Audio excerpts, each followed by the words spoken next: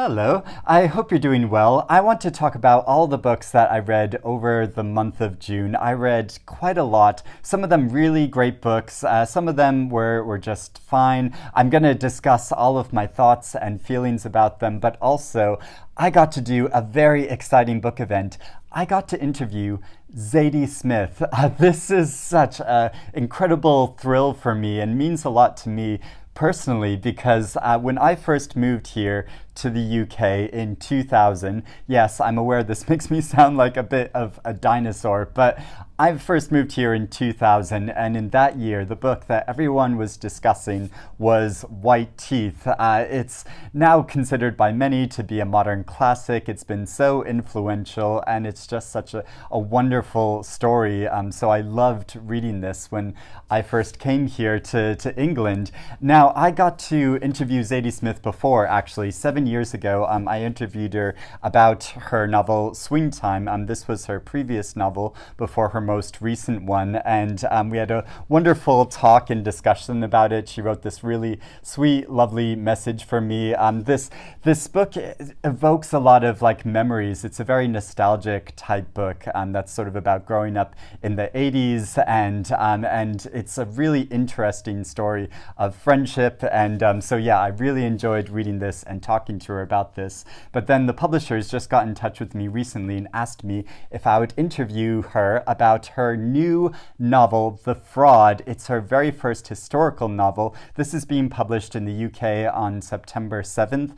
So the publishers wanted to have this pre-publication event for the media and journalists. It was held in a pub in North London that is near the gravesite of one of the main characters of this novel, so it was very poignant to have it in that location. And of course, Zadie is famous for fictionalizing the north of London, and it's so interesting how she covers this same area of London, but in the 1800s in this book. So we had a really wonderful discussion. She is so interesting, so thoughtful. She gave lots of compelling answers to all of my questions, and there is a lot to discuss about this novel because it's so interesting. So she also signed my copy for this. I think she was having a lot going on in her household that day, so she was, I think, kind of glad to just get out and talk about books for a while. So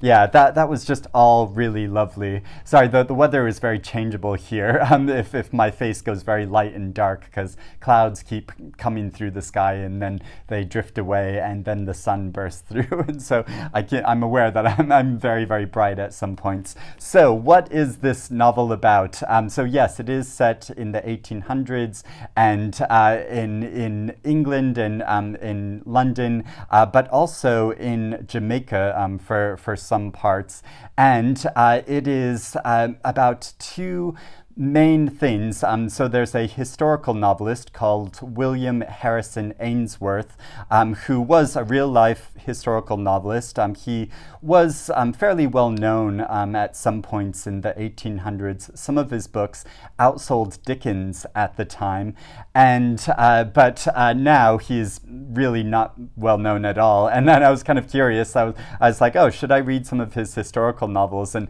Zadie was like no, he is a terrible writer.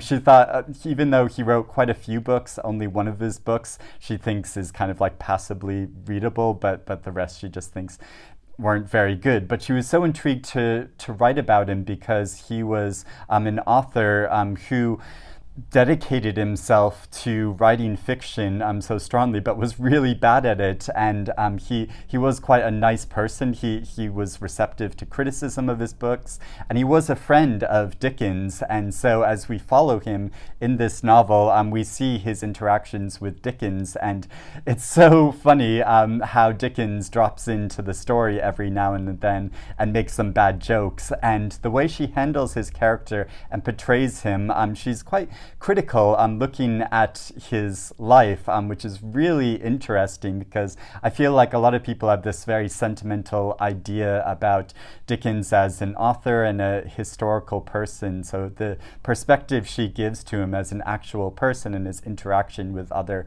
authors and the kind of cattiness of literary circles is so fascinating. But this novel is also mainly about the Tichborne case, which was a famous trial which went on from the 1860s to the 1870s. It dragged on forever. It was about a man who claimed to be a missing heir, and so there was great public debate about this through a period of time, and so it shows parts of that trial, some of the witnesses of that trial. But between this author, William Ainsworth, and the trial, there is this novel's central character named Eliza, who was somewhat financially dependent on Ainsworth. She lived with him as his housekeeper, but she was also his reader, but she was also an abolitionist. She got very involved in the political movement, and she became fascinated with this case and this big public trial. And so we follow her perspective through a period of time as she's attending this trial, as she's learning more about this society around her and about the meaning of truth, because what this novel is really mainly about overall is about what happens to truth when it's viewed through the lens of politics, through the media, through public debate, and through the craft of fiction. And so it's so interesting how she looks at the way that lots of people have their own personal versions of truth, and at what times should the truth be manipulated, and what does it mean when the truth is manipulated to maybe make something good, for a good cause, but then what does that do to history and our understanding of the reality of history? It's such a fascinating story with so many layers to it. It's also a very enjoyable read. Eliza as a character is so fascinating, and how she forms a bond with a man who was one of the main witnesses in the trial, a man who was born into slavery in Jamaica, and her connection with him and how she learns from him about his past and his situation. So at one point the narrative shifts to Jamaica before the end of slavery, and we see more about his life and the reality of his life. And so yeah, it's such a dynamic novel with so much to say and very entertaining in so many parts of it. Eliza is also really interesting because she has quite an unusual romantic past to her. So there's a motorcycle going by. Yeah, she's kind of part of this quite unique love triangle between William Ainsworth and his first wife, and so how she handles those relationships over the story. The story sort of moves backwards and forwards in time as we get bits about her past and her experiences in these relationships. So yeah, there's so much about this novel now, and I do think that maybe she tries to handle a bit too much in the story. There are some threads of it which I think it's a bit difficult to follow them because there's just so much happening in this book. But I think a second reading of it, would probably make some of those things more clear, and also a lot of the deeper meaning of this story would come more to the surface. But just on an initial reading, yeah, this is a great big sprawling historical novel with a lot of pleasurable parts to it. Also because Eliza is a flaneur, she likes going for long walks around London, so we get lots of tantalizing pictures of what life is like in Victorian London and this North London area, which Zadie is so familiar with. So yeah, such a wonderful read. Also, I read her short essay collection, which came out a couple of years ago, which it's really interesting to contrast these two books, because there's this novel set in the far past, and this is about our immediate present, because she wrote this collection of essays in the first months of the pandemic, and it came out that same year. So it's very like raw and immediate, and it's so interesting, her reflections on this, and I feel like you get a real personal view of the author herself in these different essays. But also it's so interesting how she's looking at time, at the profession of being a writer, and the people around her. There's lots of very poignant portraits of people that she just sort of casually sees around her in her life, and of course at the time that had a lot of meaning as lockdowns were occurring and we were all stuck outside. We didn't see people that we would just like, you know, normally pass in the streets so much, and so how she gives a portrait of them, and examines a lot of different issues to do with politics and life, and yeah, so she's such a thoughtful, wonderful writer, and I feel very privileged to have been the first person to publicly interview her about her new novel, and I'm so excited to discuss this book with more readers when this book finally comes out. Now, I also read another historical novel, The Story of the Forest by Linda Grant, and this was a very interesting read for me because I kept going back and forth about how I felt about this novel. At some points I wasn't really so sure about it, if it was really working, and other points I was completely connected to it,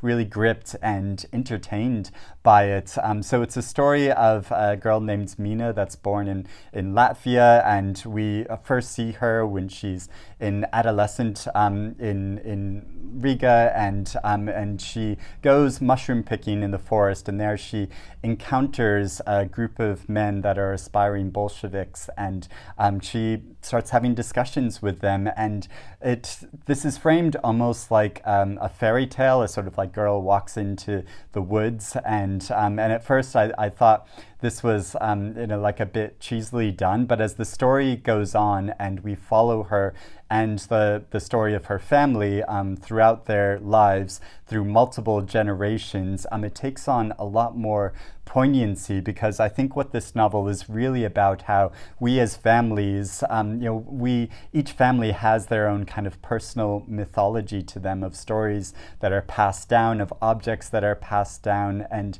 these things may have happened in the past, may be true to reality, or they may be things which have just become slightly embellished with telling and retelling over time, or with details that are imaginatively filled in. I think a lot of people can form these kind of like fantasies about their past and have this real romantic attachment to their family lineage, and I think that's only natural, because there's so much about our family history which we can't really know the truth of. So it's very compelling how we follow her story and get what happened to her, but there are pieces about her family which are missing, which can't be known, and because so she and her brother leave Latvia soon after that. They aspire to go to America, never quite make it there. They end up in England and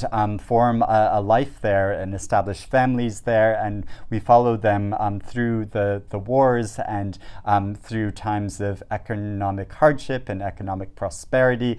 So if you like a great big family saga like that, it's very enjoyable on that level. And part of why I wasn't so sure about, as she was going into the stories of this family, was there like flashes forward into the future of what happened to them, and I was sort of uncertain at first about like, why is she doing that? But I think it is because she is trying to say something much bigger about the way that families form stories about themselves, and it becomes very poignant towards the end of the book as that develops and builds over time. Now, I felt a real personal connection to this novel and was really compelled to read it, because I also have personal family. Part of my ancestry is from Latvia, and so I've talked about this on my channel before, and one of my biggest honors of, after like doing all this bookish stuff online, was I was invited by the Latvian Cultural Center to come to Latvia and learn about Latvian literature and explore Riga. So I did a whole vlog about that a few years ago when I got to travel there, and I got to meet a cousin of mine for the very first time. We had never met before. He and his family still live in Latvia. I mean, he's quite a distant cousin of mine, but yeah, it was really exciting to have that like personal connection. So yeah, I really personally related to how we form these stories about our family, and I have my own ideas about my family past, and I know some of them are probably quite true, and some of them, yeah, probably has been more embellished over time. So yeah, I found that really interesting and poignant. But also, Mina comes from a Jewish family, and there's one section of the book when she's become part of a community in England, near Liverpool, and she gets an anonymous note through the door that is telling her and her family to leave. That's an anti-Semitic message. And so obviously this like creates a lot of like paranoia of like, there are some neighbors here who don't want me here, and that crushing feeling of like you're not wanted in this community where you've started a family yourself, in which you've made a life for yourself. And I could personally relate to this too, because at one point my husband and I, we lived for a temporary amount of time in North London for just like 6 months in Maida Vale, when we were kind of like between houses. So we just rented somewhere for a short period of time. And during that time, we got an anonymous note through the door saying we should change our lifestyle, that our friends were laughing behind our backs because we're gay, which I don't know how that works, because a lot of our friends are gay, so I doubt that they're laughing behind our backs. But yeah, it's scary. It's like it's thinking like oh, there are people around me that are really disapproving of me and not wanting me to be here, and that's a horrible feeling. And so it's quite poignant, how this still goes on in our current society, and I know that's probably not the majority of the opinion, that most people don't really feel that way, but still, obviously I was quite like affected when this happened to me. And so yeah, I really related to that aspect of the story. But there's so much about this novel which is really entertaining and fun, as well as these larger issues about family and heritage and storytelling itself, that this novel shows. So yeah, in the end, I ended up really enjoying and really connecting with this novel. For my in-person book group that I go to, we read Deborah Levy's new novel, August Blue. Now, at first, I really connected with this story because the protagonist of this novel is called Elsa Anderson, which is very close to Eric Anderson, so I related to it in that way. And she is a famous classical pianist who has, before the novel is started, she has had a moment of slight public disgrace, because she was giving this big concert, and during the concert she just started playing like really rapidly and something totally different than what she was supposed to do. And so it was this moment of public embarrassment, and since then she's just kind of walked away, and she's been teaching troubled private students to play the piano around Europe. And so we follow her as she goes to a number of different locations in Europe, connecting with these students. But she also meets a mysterious woman who she sees as her kind of double, and who she forms this kind of antagonistic relationship with in her mind, this woman that she keeps encountering in these different locations around Europe. And so yeah, she's her kind of double, and then enters her consciousness and starts, they have these clipped arguments with each other in her mind over time, as she's just moving around and teaching all these students, and having some romantic relations and romantic flings with different men. And so I quite enjoyed this novel. I didn't think it was like that great, or didn't say anything that much more meaningful. Like once you get through all of the symbolism, there's a lot of aspects of the story that's sort of doubling, a lot of details of the story which have more meaning than they first appear. But when it gets towards the end of the book and it all comes together, I sort of felt like, oh, is that it? Is that all the book has to say? And sure, I could say that there are some interesting aspects of it, and there are, and it was enjoyable to follow. But yeah, just this novel didn't completely come together as a very satisfying story to me. I kind of liken it to the movie Spellbound by Hitchcock, which is this film which is a real delight to watch. There's some episodes in it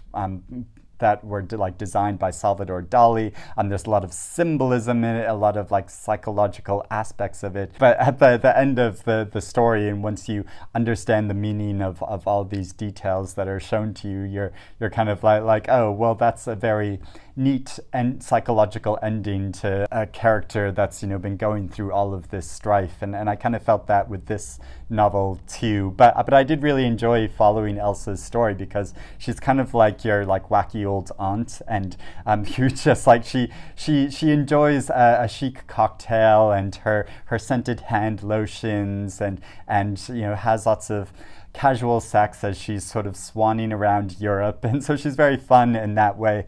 But I couldn't help thinking through it that this character of Elsa is probably quite close to Deborah Levy herself, because I've read Deborah Levy's autobiographical trilogy, and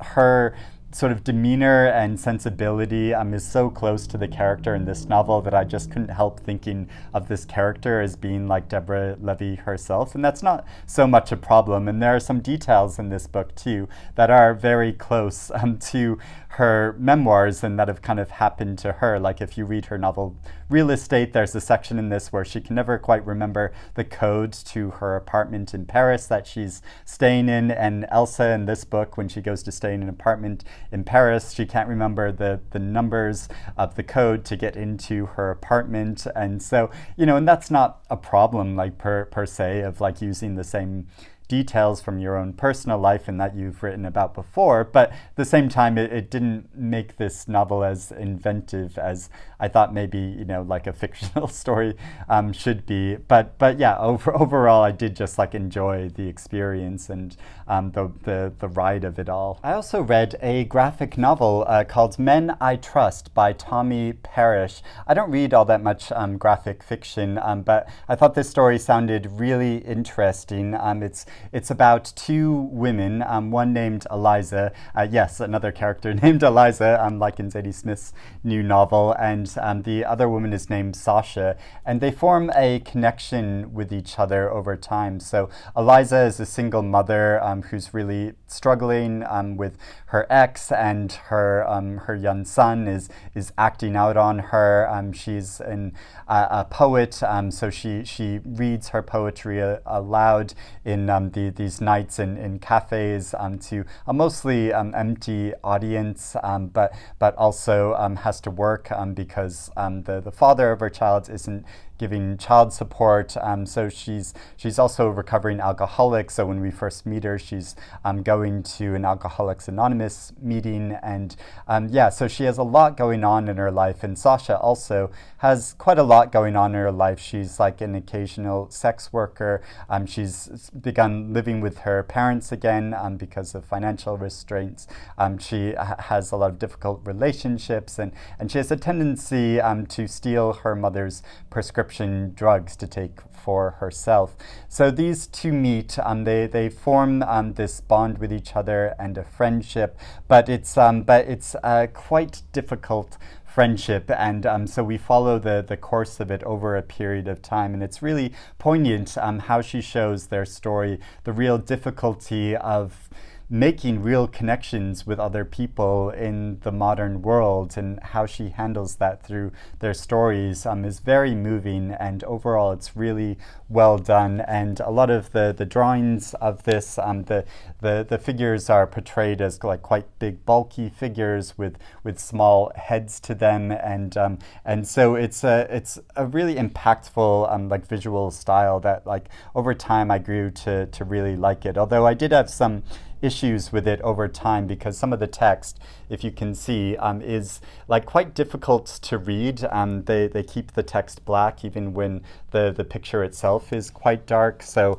I had a slight issue with that, but overall, I know not everyone who has read this has like enjoyed this like style of this very like impressionistic like style of drawing, but overall, yeah, I really liked it, and yeah, I thought the colors were very expressive and like of their moods and their psychological states in this story. So yeah, I really enjoyed reading this. I also read a couple of novels that had been listed for the Women's Prize for Fiction, but which I hadn't got around to reading. So I know I'm like behind everybody else of reading these books, but you can never be behind with your reading, because that's the wonderful thing about books. They're always going to be here for you to read and discover for yourself. So I really enjoyed reading I'm a Fan by Sheena Patel, a really interesting book about modern life and a woman that is basically stalking a woman that the man that she wants is having casual relationship with too, and having sexual encounters with. So she's following this woman online, but also following this man, and sort of semi-stalking them both and kind of strategizing because this is the man she wants to be with. And none of these characters are named, which is why I have to refer to them very vaguely in this way. But both she and the man that she wants to be with are in separate relationships themselves. So she has a boyfriend that she's been living with. He is married to a woman, but then this other woman that he is having an affair with, yeah, he's also having a relationship with her. So it's a very messy state of affairs, and she has a lot of messy feelings about all of this. So it's not too surprising that she's so messed up about all of this. And yeah, that is not helped by our online life, where she can follow this woman and semi-obsess about her in details about her, of kind of like hate following her. But there's a lot of poignant reflections on this state of modern life and social media, and also how this is all impacted by things to do with class and with race. And so yeah, it's really interesting on that level.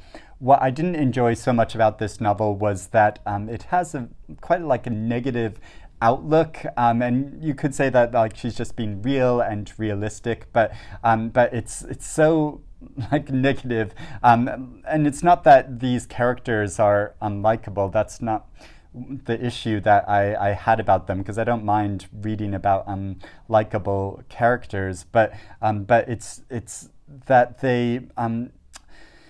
they're not able to move beyond certain aspects of their relationships and getting out of these psychological frameworks, which they know aren't healthy for them. It's not healthy to have all of like, if you want to have like lots of sexual relationships with different people, that is totally fine, but to do so like in a way that's like lying and going behind people's backs and betraying your relationships and treating people badly, that's not a good thing. That's not a healthy thing, and it's something you should probably try to stop doing. And also like following and stalking people online, and yeah, that's not a good framework of mind to be in. And I feel like it's just sort of putting all these issues out there without kind of offering any kind of like positive outlook of how you can kind of overcome these things. And I know a lot of people feel sort of trapped in this like circle of this state of mind. But yeah, I just I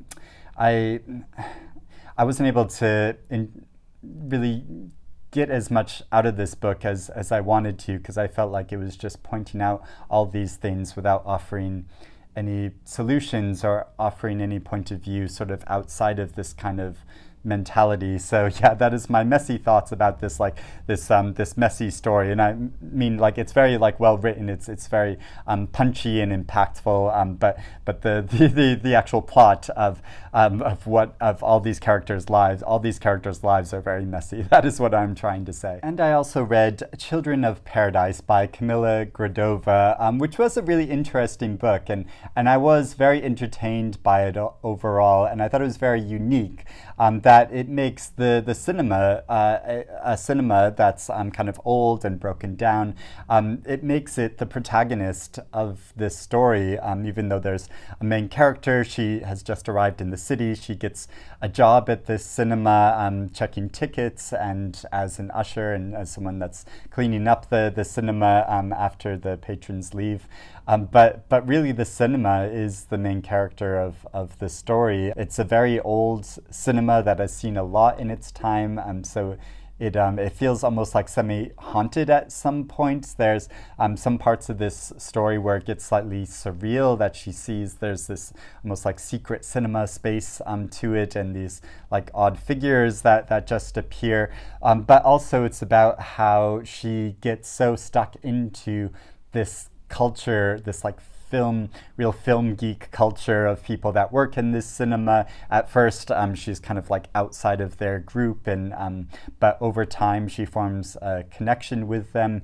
And it's not so much that it's like a friendship group, but more it's just a kind of convenience for them, because they get together, they watch a lot of films, and they all have their different special interests in films. But we also get a portrayal of the cinema and all of the quirky characters that come into the cinema, the quirky owner of the cinema, and it relates a lot of these things through a lot of graphic detail. So there's a lot of grossness in this story, which I know has put off some readers. I mean, I didn't mind that aspect of it. I was kind of entertained by a lot of it in a kind of way of like watching a John Waters film or something. So yeah, I really enjoyed that aspect. And also, like, a lot of my friends are really into film, very heavily into film, and I enjoy watching a lot of films, but a lot of my friends are like really, cinema geeks, I would say, that are, not too dissimilar to some of the characters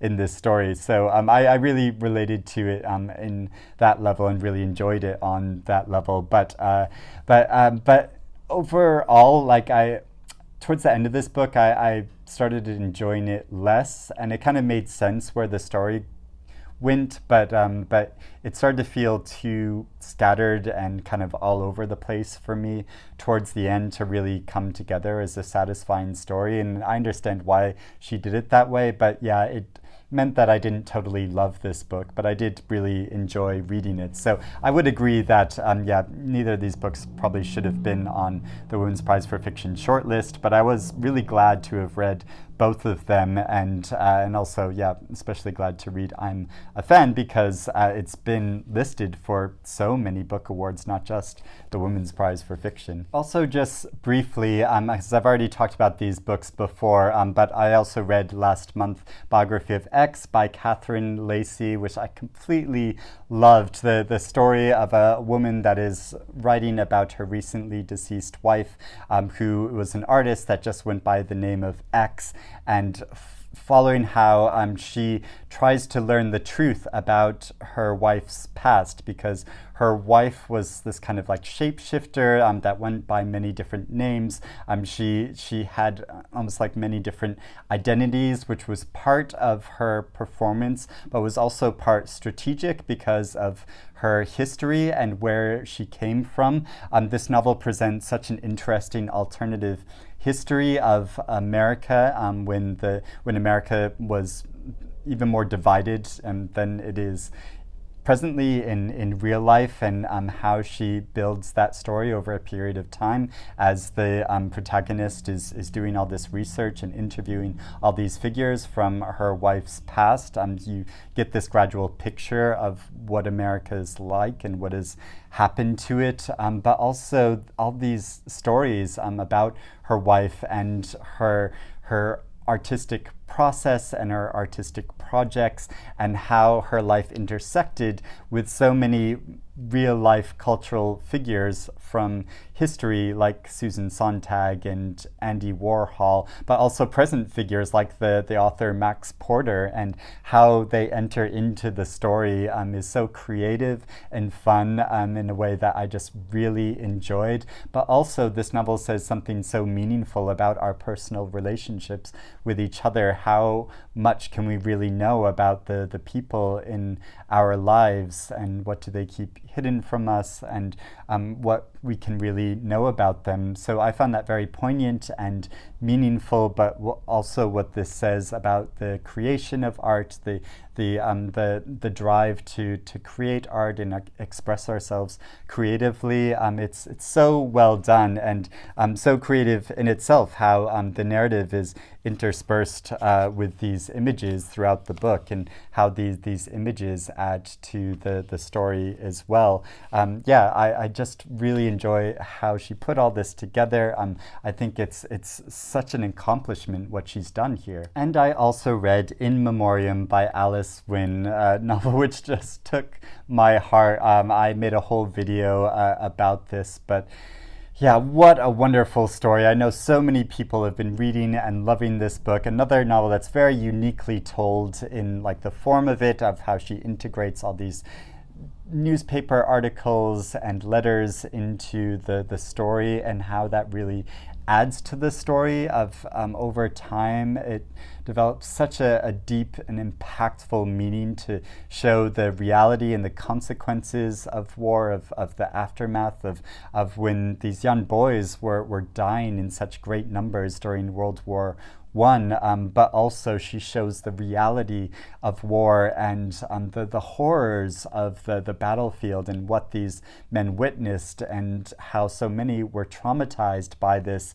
and what this does to the two young men at the center of this novel, who have this secret desire and love for one another, and following their relationship over the course of this story as they enlist in World War I, and following their harrowing journey through this. And it's so suspenseful and impactful and meaningful and emotional. I just loved this novel so much. So those are all the books that I read last month. I would love to know if you have also read any of these books and what you think about them, if you agree with me or disagree with me. But I would also love to hear about what you've been reading recently. What are some of your favorite or maybe least favorite reads that you read over the past month?